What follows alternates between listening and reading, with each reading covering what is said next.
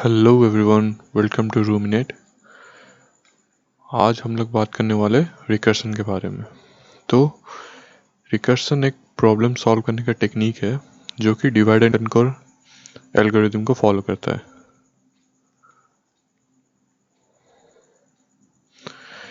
तो हम लोग जब इसको सुनते हैं तो हमारे दिमाग में पहले क्या आता है? ये वही एल्गोरिथम है जो ब्रिटिश डू द बेस्ट,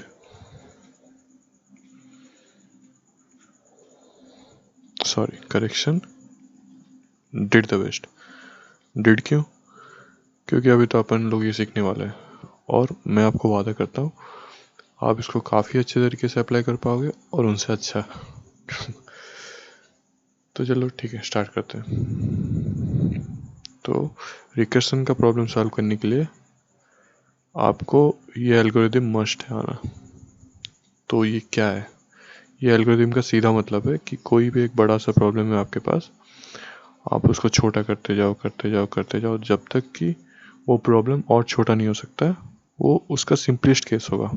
आप उस सब प्रॉब्लम को सॉल्व कर लो और रिकर्सिवली कॉल कर लो, बस आपका ये बिगर प्रॉब्लम आराम से सॉल्व हो जाएगा। तो अभी अपन लोग ये सीखने वाले हैं, तो देख लो कैसे करते हैं। कोई भी रिकर्सन प्रॉब्लम 3 स्टेप में फॉलो हो सकता है, आई मीन सॉल्व हो सकता है। पहला स्टेप, बेस केस निकाल लो। बेस केस क्या होता है? ये जो सबसे सिंपलेस्ट केस निकालना होता है ना, वही बेस केस होता है। फिर दूसरा, उसका रिलेशन निकाल लो।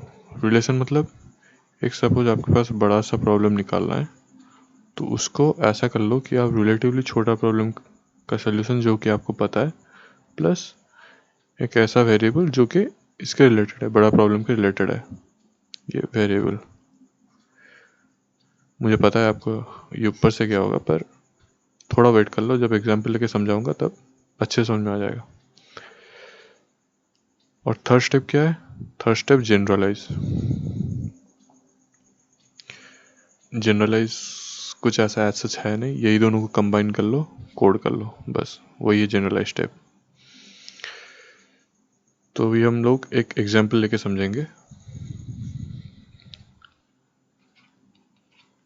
पहला example, sum of n natural numbers.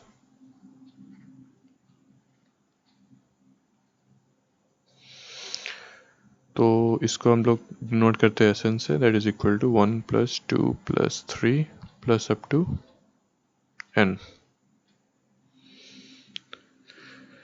तो रिकर्सन से ये प्रॉब्लम बच्चों से सॉल्व होगा, मतलब बहुत ही आसानी से। आपको ये फॉर्मूले आना ज़रूरत ही नहीं है, इसकी कोई ज़रूरत नहीं है। तो चलो स्टेप्स की तरफ मूव करते हैं। पहला स्टेप, बेस केस। सबसे सिंपलेस्ट फॉर्म इसका क्या होगा? सबसे सिंपलेस्ट फॉर्म ये होगा कि S1 = 1। 1 ही है n का सबसे स्मॉलेस्ट नंबर, नेचुरल नंबर ही है ना, 1/2 थोड़ी हो जाएगा। अब बेस केस हमने निकाल लिया, यही सबसे इम्पोर्टेंट होता है, बाकी सब तो हो ही जाएगा। हलवा ही होता है, बिल्कुल बिलीव मी, हलवा होता है लिटरली। रिलेशन, अपने को अभी रिलेशन निकालना है। रिलेशन मतलब क्या?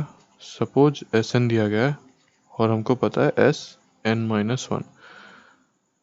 तो अभी Sn कैसे निकाले? कुछ नहीं, बस n ऐड कर लो। सपोज अपने को S6 निकालना है, आपको S5 का वैल्यू पता है, तो उसमें क्या करोगे? 6 ऐड कर लोगे, बस S6 निकल गया। ठीक है, तो अभी हम लोग Sn को डिनोट करते हैं सम ऑफ n। ये एक फंक्शन है, ये उसका पैरामीटर। तो sum of n natural numbers कैसे निकालेंगे? पहले सम ऑफ n-1 का निकाल लो, फिर इसमें n ऐड कर लो, काम खत्म। अभी उसको जनरलाइज करते हैं।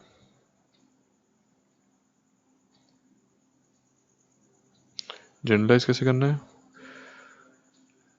इंट सम एन, ये रिटर्न टाइप है। तो आपका अगर बेसिक्स क्लियर है, कोई भी प्रोग्रामिंग लैंग्वेज, मतलब ज़रूरी नहीं है जावा या फिर पाइथन या फिर C++, कोई भी प्रोग्रामिंग लैंग्वेज आपको आता है तो आप समझ जाओगे इसको। उसके ऊपर भी मैं सीरीज़ बनाने का प्लान कर रहा हूँ, आ जाएगा कुछ ही दिन में, थोड़ा टाइम दो। तो पहले बेस केस निकाल लेते हैं। तो इफ़ n इक्वल्स 1 तो रिटर्न 1। अगर n 1 के बराबर है तो ये फंक्शन 1 रिटर्न करेगा। अगर n के बराबर नहीं है, मतलब 1 से बड़ा 2 या 3 या कुछ भी, तो उस केस में अपने को रिलेशन लिखना पड़ेगा। तो रिलेशन क्या हुआ था, मान लो ये एक वेरिएबल है सम्स, तो ये क्या है, सम्स एक वेरिएबल है जो कि डिनोट करता है सम ऑफ n नेचुरल नंबर्स।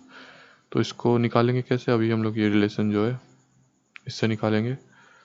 तो sum of n minus 1 natural number plus n, बस हो गया आपका प्रॉब्लम सॉर्ट आउट। तो अभी हमको बस रिटर्न करना है।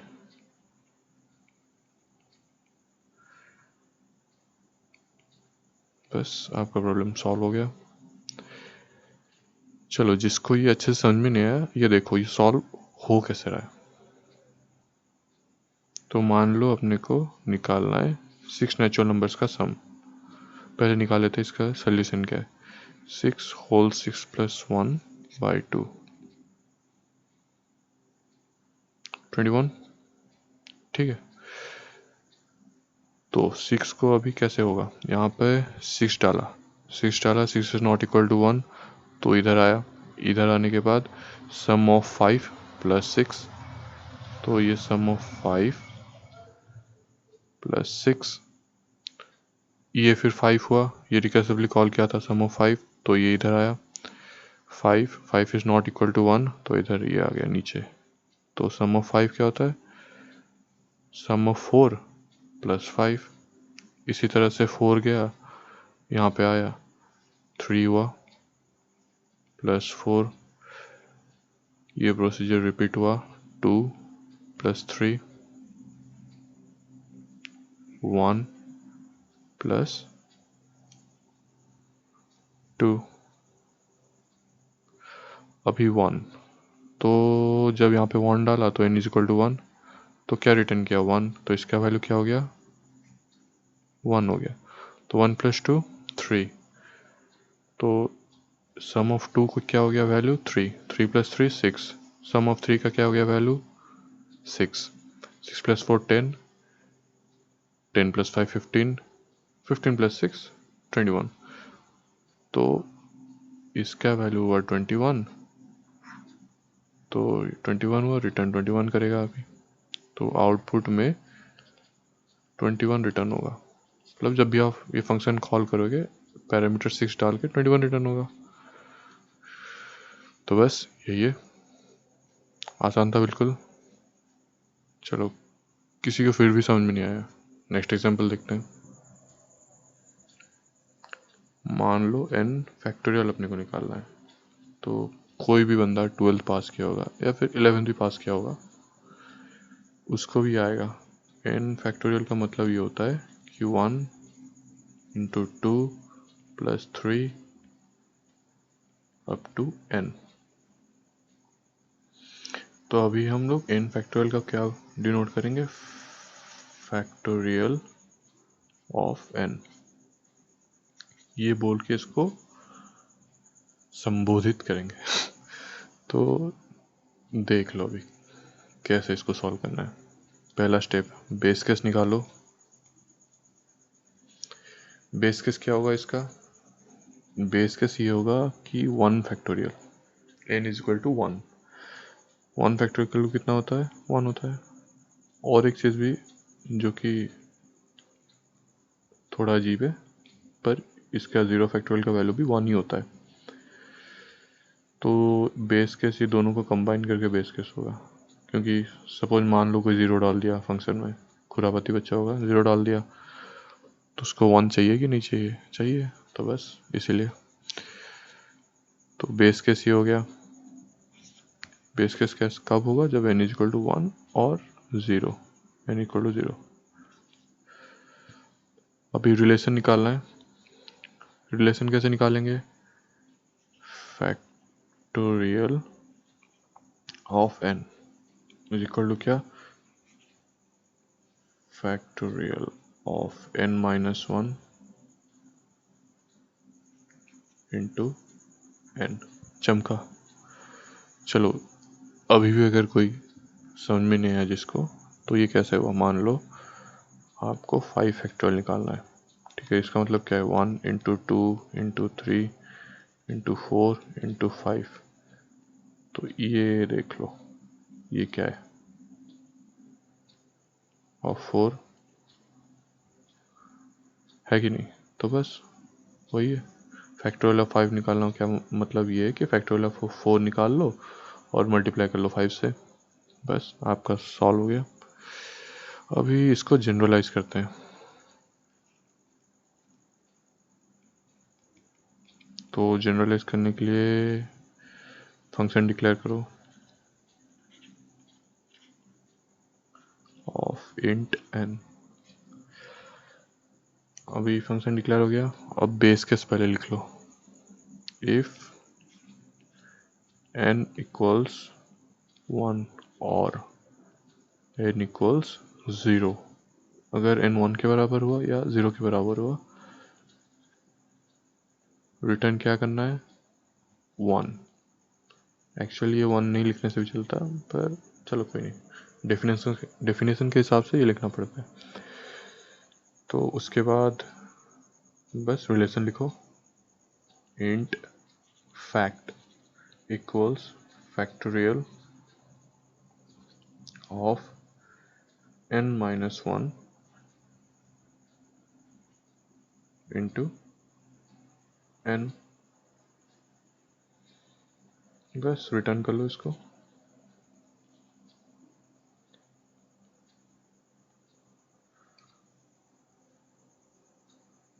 चलो अभी इसको भी एक एग्जांपल लेके आप बता देता हूँ कि ये हुआ कैसे।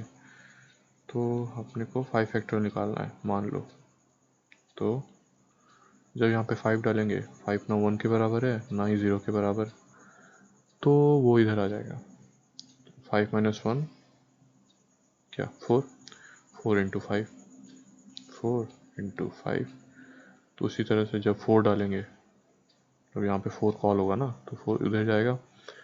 4 कॉल हुआ, 4 1 के बराबर नहीं है, 0 के बराबर नहीं है, फिर इधर आया, इधर आने के बाद factorial of 4, I mean factorial of 3, 4 minus 1 3, तो 3 इंटू 4।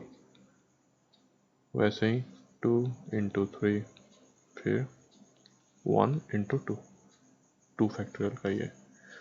तो 1 का हो गया 1, 1 इंटू 2 2, तो इधर इसका वैल्यू 2 हुआ, तो 2 into 3 6, 6 4 24,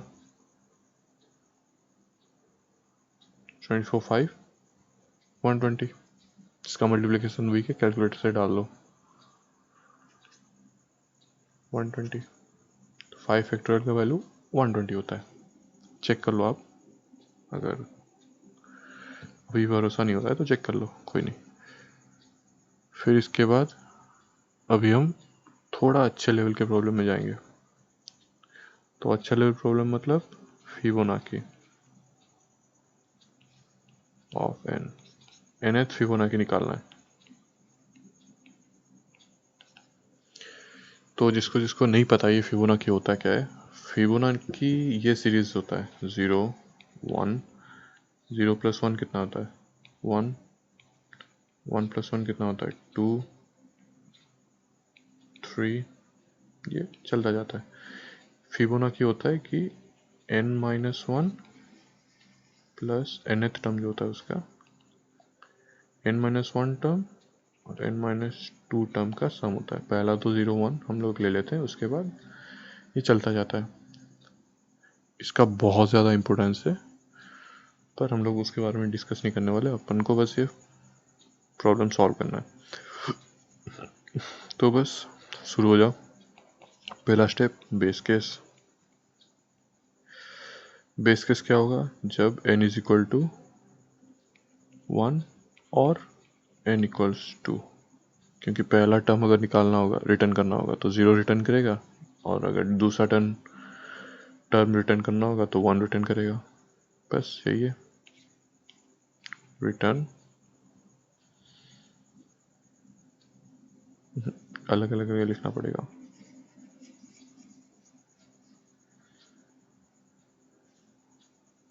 If n equals 1, return 0. If n equals 2,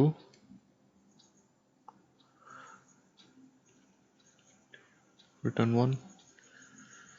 अब ये बेस केस हो गया। रिलेशन निकालते हैं। रिलेशन क्या है कि हम लोग को सपोज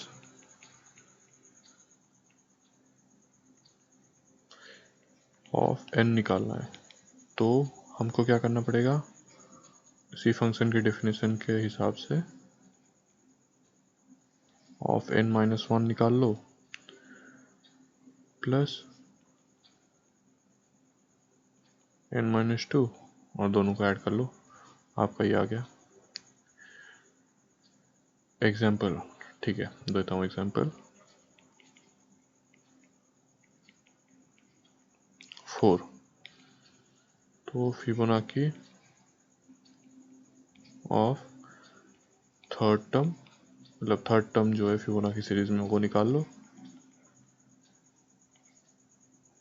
और जो सेकेंड टर्म है वो निकाल लो और ऐड कर लो। अभी जनरलाइज करते हैं। Third step, generalise.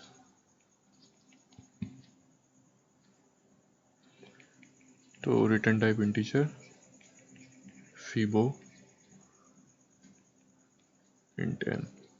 आपको जो भी टर्म चाहिए तो वैल्यू यहाँ पे पैरामीटर के हिसाब से डाला जाएगा। तो बेस केस क्या होता है? If n equals 1, return 0। If n equals 2, return 1। अच्छा, मैं ये सेमीकोलन अगर छोड़ लूँ तो आप लोग इग्नोर कर लियो उसको, क्योंकि अगर आप आईडी में टाइप करोगे वैसे भी वो ऑटो फिल कर लेगा, कोई दिक्कत नहीं है उसमें। तो ये हो गया बेस केस। अगर n 1 या 2 के बराबर नहीं है तो आता है रिलेशन। तो रिलेशन क्या होगा? वही same procedure, int fibos equals fibo of n minus 1 plus fibo of n minus 2, return fibos. तो बस यही है। अभी इधर एक्सपेक्ट मत करना कि मैं कोई एग्जांपल लेके समझाऊंगा, क्योंकि बहुत सारा अभी कवर करना है न्यूमेरिक। चलो रेडी। ये देखो, ये थोड़ा सा अच्छा क्वेश्चन है। मैं नहीं बोल रहा बहुत ही ज़्यादा अच्छा है, पर ठीक है, अपना मैनेज हो जाएगा। ये मान लो ये स्टार्टिंग पॉइंट है और ये एंडिंग पॉइंट है। तो हमको क्या करना है? ए से बी पॉइंट को जाना है। Diagonal motion not allowed, backward motion not allowed. मतलब कि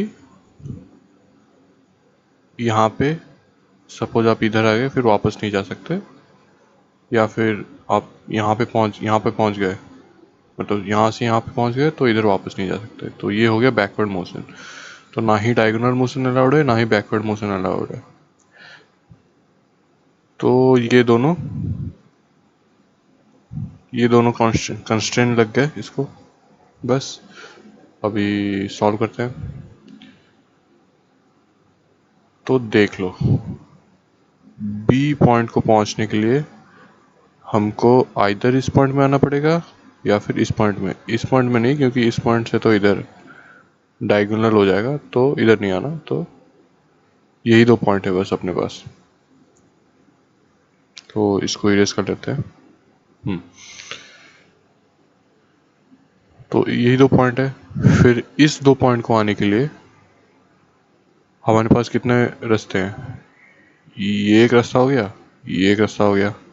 इस तरह से इधर पहुंचने के लिए कितना रास्ता हो गया? ये एक रास्ता हो गया, ये एक रास्ता हो गया। तो पहले कोऑर्डिनेट्स लिख लो इसका। ए का कोऑर्डिनेट क्या है? 0,0,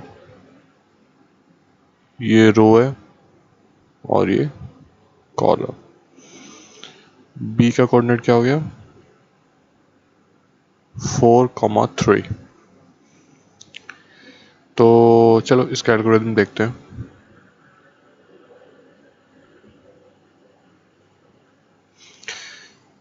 तो आइदर हमको कोई भी एक पॉइंट ले लेना है, आइदर ए से स्टार्ट करना है या फिर बी से। तो हम लोग उल्टे खोपड़ी वाले हैं, तो बी से ही स्टार्ट करेंगे। तो ये 4,3 हो गया। अभी 4,3 को आने के लिए ये एक है और ये एक है। इसका कोऑर्डिनेट क्या है? क्या है? इसका कोऑर्डिनेट है 4,2।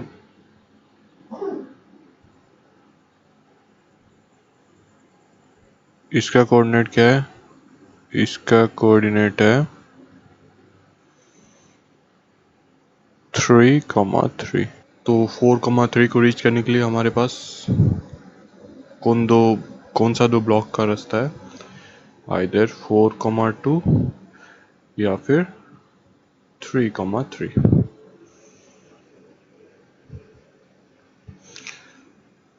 तो उसी तरीके से 3,3 को आने के लिए अपने पास कौन सा दो ब्लॉक का रास्ता है? ये या फिर ये। इसका क्या हो गया कोऑर्डिनेट?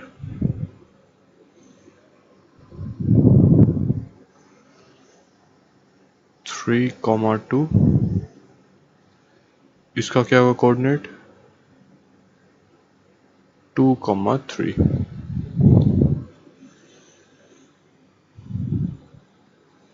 3,2 और 2,3। जो समझदार बच्चे होंगे ना, उनको पैटर्न दिखना स्टार्ट हो गया होगा। अभी उसी तरह से 4,2 को पहुंचने के लिए कौन सा रास्ता है? ये वाला है या फिर ये वाला? कौन सा? 4,1।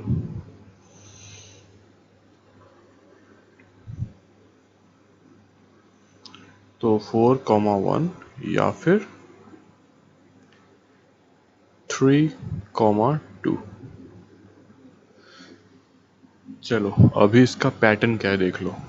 ये सपोज आर है, ये सी है। तो ये वाला क्या हो गया? R, C-1। ये वाला क्या हो गया? R-1, R-1, C। ठीक है, उसी तरह से ये देखो, ये क्या है? R-1, हाँ, तो और C-1। उसी तरह से ये क्या है? R-2 और C। उसी तरह से ये क्या हो गया? R, C-2। और ये वाला हो गया R-1, C-1। तो पैटर्न क्या है? RC अगर डालोगे तो लेफ्ट साइड में R कांस्टेंट हो जाएगा, C को एक घटा दो और राइट साइड में R को एक घटा दो, C कांस्टेंट कर लो। तो ऐसे करके हर एक पॉइंट के लिए यही दो दो पाथ्स है। जितना नीचे जाओगे इतना वो खुलते जाएगा।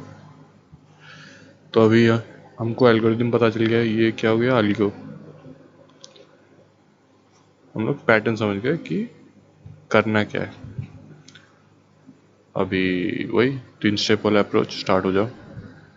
पहला, बेस केस।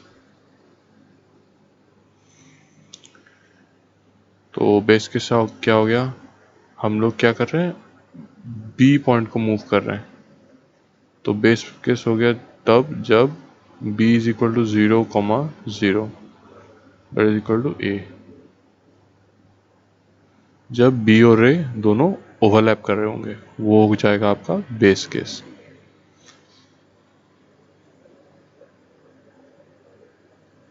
अब रिलेशन इसका देखो, रिलेशन क्या निकालना है।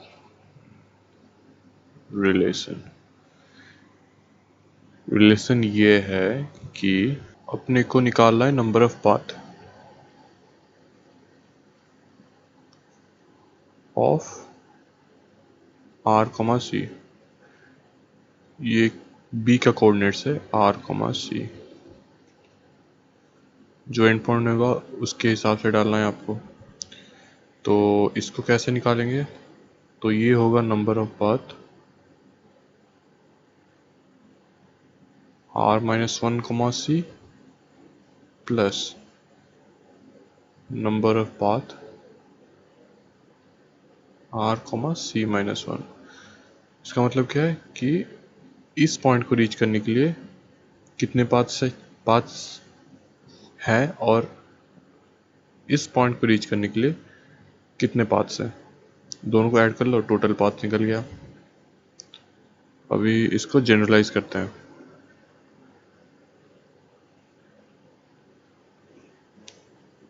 तो जनरलाइज क्या करना है कि रिटर्न तो इन टाइप होगा, int X int Y. X क्या डिनोट करता है, रो को, वाई क्या डिनोट करता है, कॉलम को। तो बस बेस केस लिखो। बेस केस क्या है, इफ एक्स इक्वल्स 0, यहीं पे लिख देते हैं,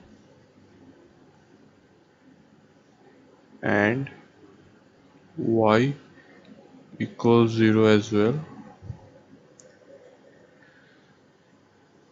तो रिटर्न 1।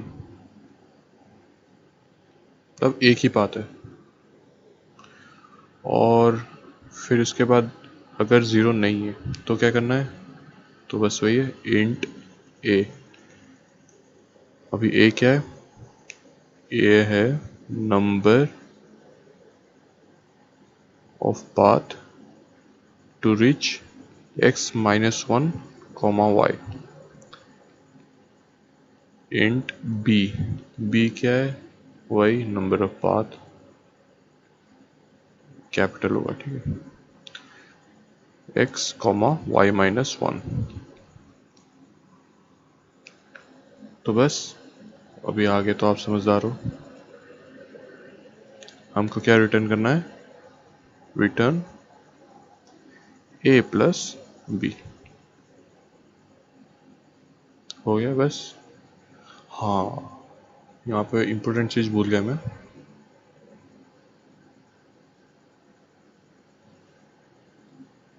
थोड़ा सा स्पेस ऐड कर लेते हैं, थोड़ा। इफ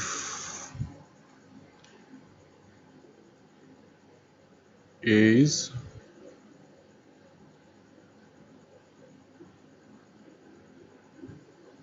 सॉरी, यहाँ पे हमको लिखना है if x is not equal 0, और यहाँ पे क्या, if y is not equals 0। अच्छा, मैंने ये दोनों क्यों लिखा, अगर ये नहीं लिखता तो एरे नॉट फाउंड एक्सेप्शन आ जाता। ये लिखा है क्योंकि to avoid array not found.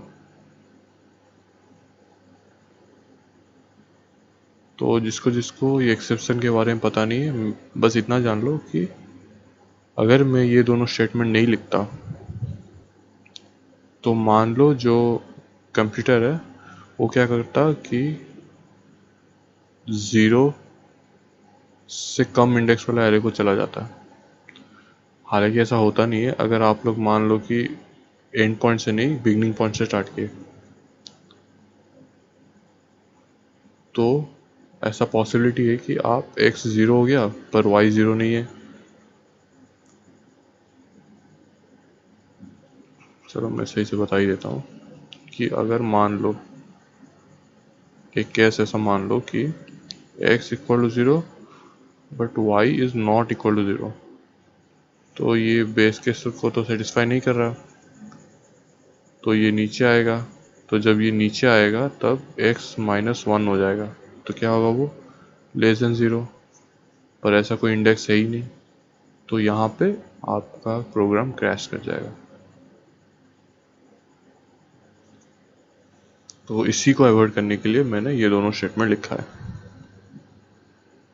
तो बस वही है, ये दोनों स्टेटमेंट बीच में ऐड कर लो और आपका ये हो गया आपका program complete. I mean generalize कर लिया आपने।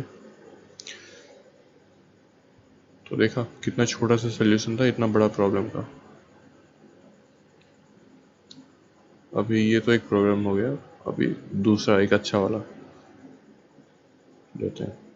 उसके बाद कोई भी आप रिकर्शन का प्रॉब्लम पकड़ लो, आई रिपीट कोई भी रिकर्शन का प्रॉब्लम, हाँ उसमें बैक ट्रैकिंग नहीं इन्वॉल्व होना चाहिए। दूसरा वीडियो मेरा बैक ट्रैकिंग के ऊपर ही है, तो वो भी कवर कर लेंगे। पर इसमें रिकर्शन के ऊपर, सिर्फ रिकर्शन के ऊपर कोई भी आपको न्यूमेरिकल आ जाए तो देख लो। ये न्यूमेरिकल ये क्या है, ये है, इसको फ्लॉट फील्ड बोलते हैं। तो whenever we see 2 we just replace it with 3। कोई भी आपको पहले से मैट्रिक्स दिया हुआ है तो यहाँ पे कुछ इस तरह से एलिमेंट्स है, ये हो गया आपका स्टार्टिंग पॉइंट। ये मार्क कर लेते हैं ग्रीन पेन से।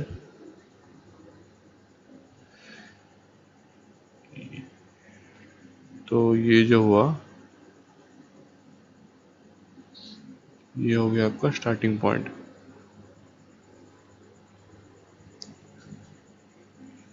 अभी इससे आपको कहाँ मूव करना है, कहाँ कहाँ मूव कर सकते हो आप, इधर मूव कर सकते हो, इधर मूव कर सकते हो, इधर राइट साइड।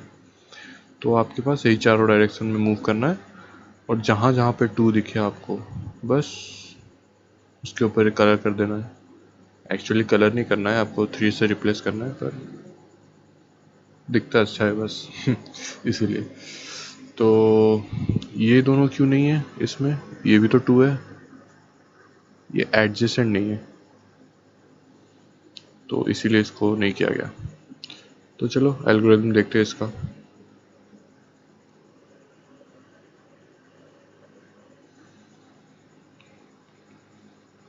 एल्गो का ये है कि इसका कोऑर्डिनेट क्या है,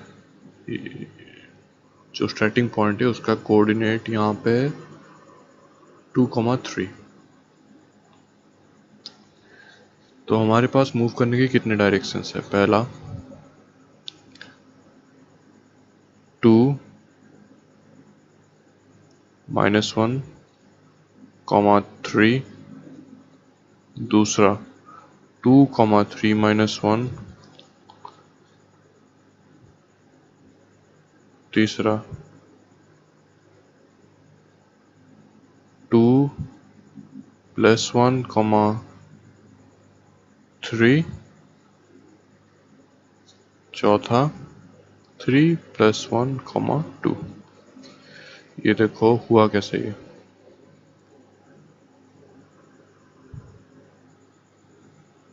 ये हुआ ऐसे कि ये जो ऊपर वाला कोऑर्डिनेट है इसका कोऑर्डिनेट क्या है, इसका कोऑर्डिनेट है 1, 3। 1 क्या है, 2 -1 और 3, 2 -1 और 3। इसका कोऑर्डिनेट क्या है, कॉलम एक घट गया तो 2,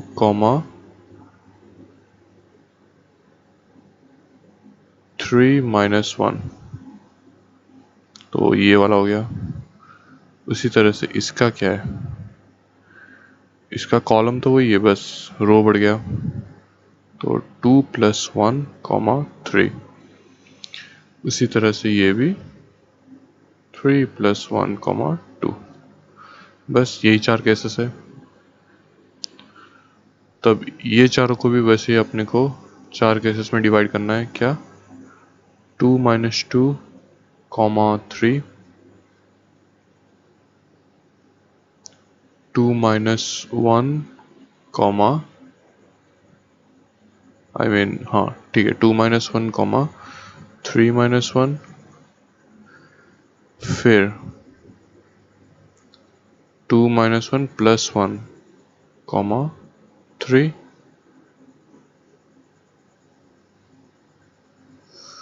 फिर 3 + 1, यहाँ पर करेक्शन है, एक्चुअली कोई करेक्शन नहीं, सही है। चलो 3 + 1, यहाँ पे ये पहले, ये बाद में होगा, तो इसका ये 2, 3 + 1, तो 2, 2 - 1, 3 + 1। तो बस इसी तरीके से बाकी तीनों के भी होंगे। तो पैटर्न क्या है इसका? पैटर्न ये है कि आपको up, down, left, right move करना है। और याद रहे कि मूव करते हुए आपको साइमल्टेनियसली 2 को 3 से रिप्लेस करते जाना है, क्योंकि अगर 3 से आप रिप्लेस नहीं करोगे तो वापस जब वो उसी पाथ पे आएगा तो फिर से उसको 2 से, मतलब 2 एनकाउंटर करेगा और फिर से वो लूप रन हो जाएगा। तो इसी की वजह से आपको साइमल्टेनियसली चेंज करते जाना है। तो मेरे ख्याल से आप समझ में आ गया होगा। अब देखते हैं वही 3 स्टेप अप्रोच। पहला, बेस केस। बेस केस यही है कि उसके चारों तरफ कोई सा भी 2 नहीं होगा, हाँ 2 नहीं होगा। तो ये देखो, if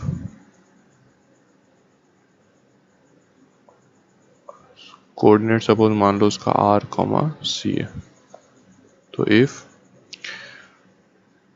r - 1, c, array of r - 1, c, फिर array of r, c - 1, फिर array of r + 1, c, फिर array of r, c + 1। अगर ये मतलब चार कोऑर्डिनेट्स आपका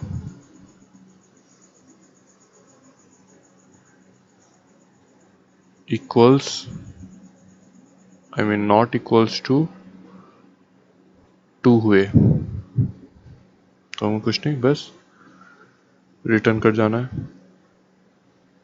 मतलब चेंज करना है पहले। तो चेंज कैसे करेंगे?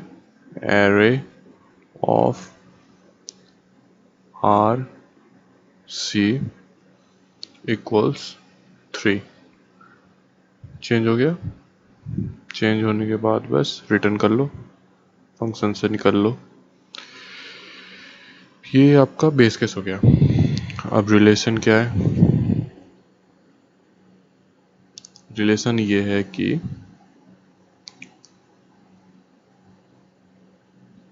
If array of r - 1, c equals 2 हुआ, तो आपको क्या निकालना है? फ्लॉट फील्ड का फंक्शन को कॉल करना है।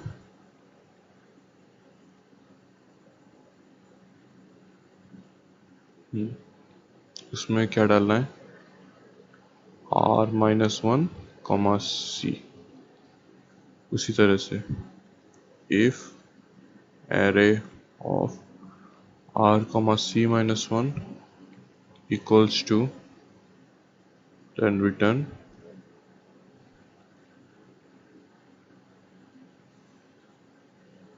r comma c minus 1। बस उस तरह से चारों case array of r plus 1 comma c, ये बस एल्गोरिथम में प्रॉपरली कोड करेंगे हम लोग, कोड लिखेंगे sorry. array of r plus 1 comma c equals to 2, then return float fill r plus 1 comma c। बस लास्ट वाला if array of r comma c plus 1 equals to return float fill r comma c plus 1। बस हो गया। तो कहानी बस यही थी। अभी जनरलाइज कर लो।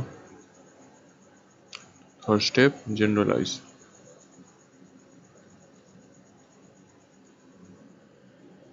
जनरलाइज कैसे करना है?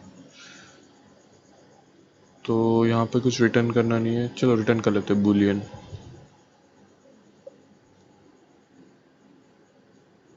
बूलियन रिटर्न टाइप हो गया। फंक्शन का नाम देते हैं छोटा सा फ्लो फिल।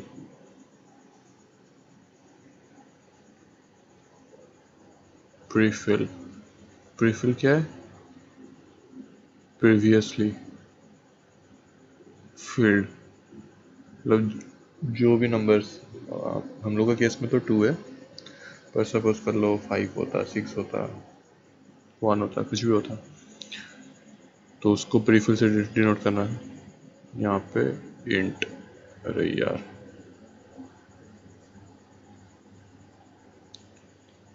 इंट प्रीफिल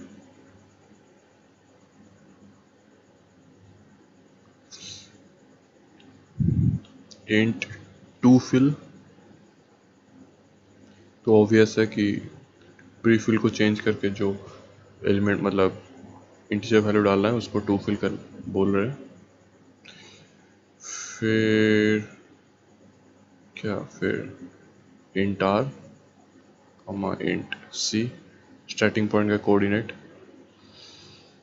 बस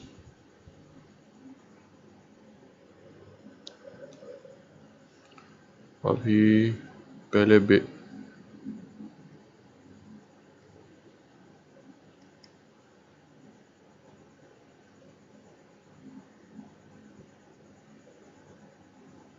बेस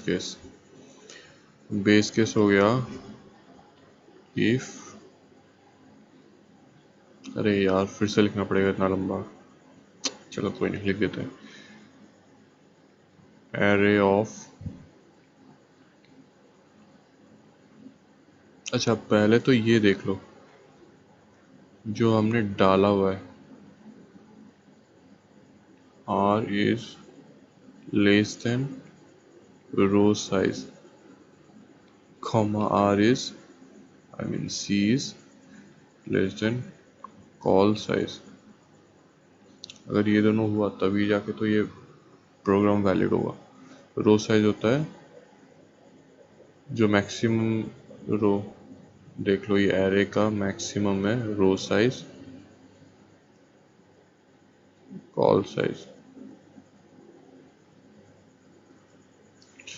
तो अगर ये दोनों वैलिड एड्रेस हुए तो ही जाके ये प्रोग्राम रन करेगा। तो बस इस केस का देख लिया हमने। नेक्स्ट अभी बेस केस सच में लिखना है। If array of r minus 1 c and array of r c minus 1 array of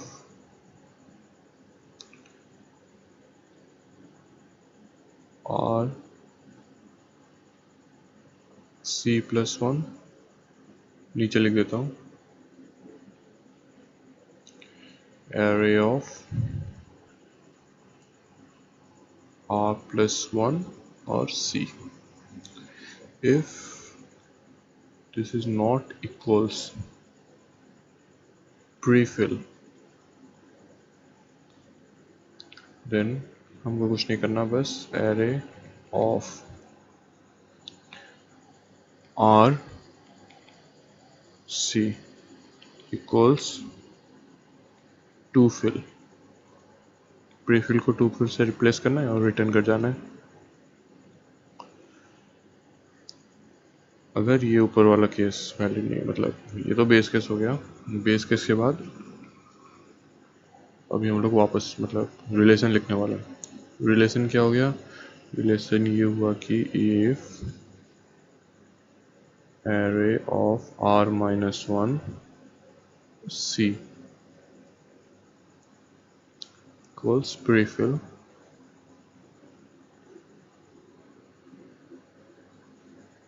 तो रिटर्न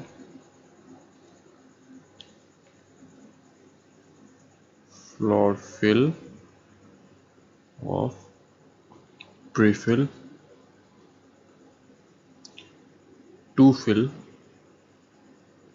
R-1 C. बस next if array of R C-1 equals prefill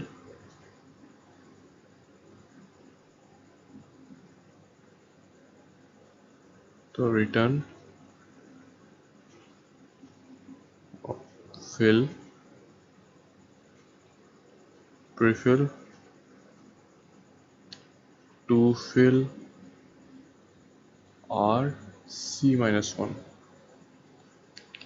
ये दूसरा हो गया if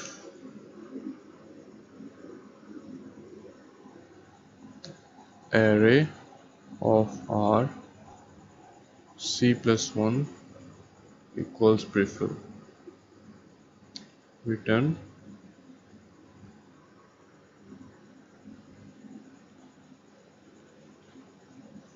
fill prefill to fill R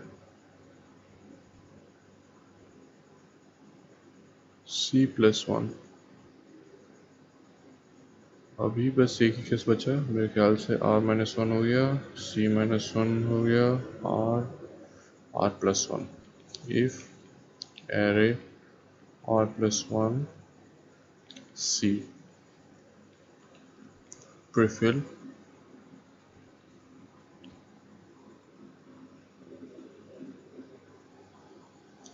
return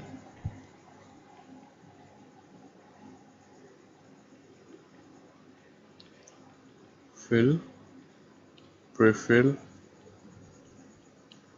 to fill R+1 C. बस ये आपका हो गया कोड समाप्त. तो बस यही है कोड. बस लेंदी है पर आसान था कि नहीं? ना कोई मत बोलना, जो ना बोला वो फिर से वीडियो देखो. बहुत ही आसानी से क्वेश्चन सॉल्व हो गया. बस ठीक है. तो चलो,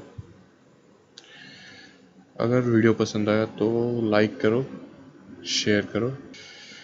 अगर कुछ भी आपको वीडियो में इम्प्रूवमेंट चाहिए तो आप कमेंट्स में लिख सकते हो. अगर वो लेजिटिमेट होगा तो उसके ऊपर मैं ज़रूर काम करूँगा. ठीक है, तो bye, have a good day.